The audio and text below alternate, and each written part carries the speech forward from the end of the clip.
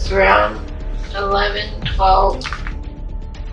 This is the case of a 78-year-old disabled veteran named Paul Quandt Senior. It is about his horrible and brutal death story that will leave you with shivers for days. The 78-year-old Paul used to live in Blues Creek in northwest Gainesville, Florida.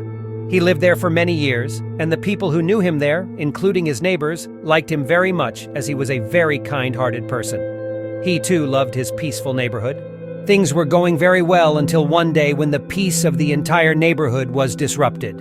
It was on the night of January 9th, 2012, when the 78-year-old veteran became the victim of a terrible home invasion. The investigators described the invasion as a total nightmare. Paul was badly beaten up, and there was blood all over the carpet of the house. He had terrible head trauma, and one of his arms was also sawed off by a knife. He was in a lot of pain and was bleeding badly. But somehow he managed to go to his neighbor, Virginia Grissom, to ask for help. Virginia was in tears as she saw Paul in blood and quickly called 911 for help. Upon looking at him, the police concluded that he had been tortured very badly by the invader during the robbery. The ambulance arrived shortly, and as Paul was still conscious, he indicated that the invaders were actually a male and a female who had beaten him up badly and also took everything, including his personal safe information, along with them. Quandt arrived at the hospital and was sadly pronounced dead right after reaching there due to his miserable condition. While this happened, a Gainesville Police Department sergeant named Stephen Gerard spotted a stolen Cadillac at some distance from Paul's home. The police chased the car until it crashed into two vehicles, and you guys won't believe what happened next.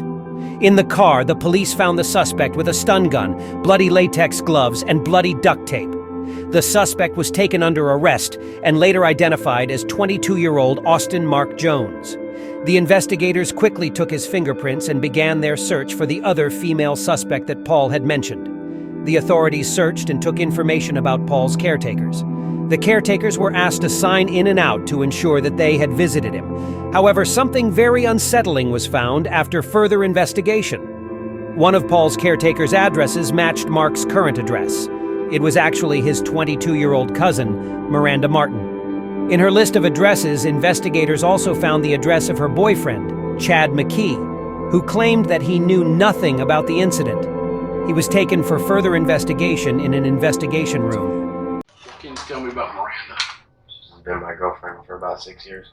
Do you know where she's at right now? At first, detectives thought that Chad knew everything about the incident, but after interviewing him, they found that he was telling the truth and was unaware of all that happened. So, are you coming home? What's the plan? And then we'll just go from there, see what happens. The detectives decided to visit Miranda's mother's house in Fort White for further investigation. Miranda and her mother were found and called for an interview in two different rooms. You guys won't believe how cleverly the detectives planned everything.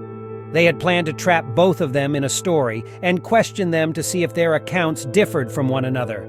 It would be very strong evidence in the case against them. I left my apartment. It was around 11, 12.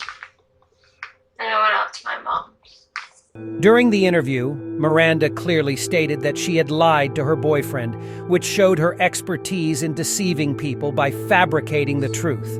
Okay, so you dropped Austin off, And then drove back to your mom's. yes. So what time do you think you got to your mom's? It was like 10. Okay, so she left around dusk. The detectives started questioning Miranda and her mother. They believed that Miranda was in Gainesville, where Paul lived, on the day of the incident, although both the mother and daughter stated that Miranda was in Fort White that day, which is 32 miles away from Gainesville. Your signal was bouncing off a tower towards Gainesville at 11 o'clock. Would that surprise you? Yeah, it would surprise me. As you can see here, Miranda made a huge blunder. She herself gave the evidence that the detectives were looking for. She changed her story and said that she was in Gainesville with her boyfriend at the time of the incident. They continued to question Miranda's mother to see what she said. Where your daughter was last night. Please, be honest. She spent the night at my house last night. She made it in between 10 and 11. Miranda's mother, however, continued with the story and said Miranda was with her all the time. This is probably the story that both of them decided to tell during the interview. The detectives clearly knew that she was lying and concluded the interview quickly, as they had already gotten the evidence that was needed from Miranda. How many times total you think you worked for Paul?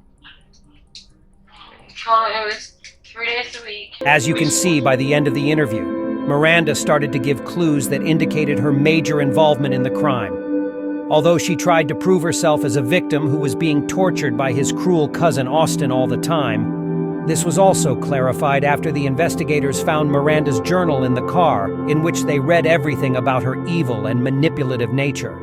It was found that she was the one who manipulated everyone, and was the main mastermind behind everything.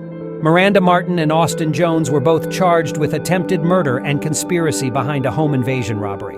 All right, guys, so that is it for today's video. If you guys liked the video, then don't forget to give it a huge thumbs up, and also subscribe to the channel and turn on the notification bell so you never miss another amazing video from us. See you guys next time.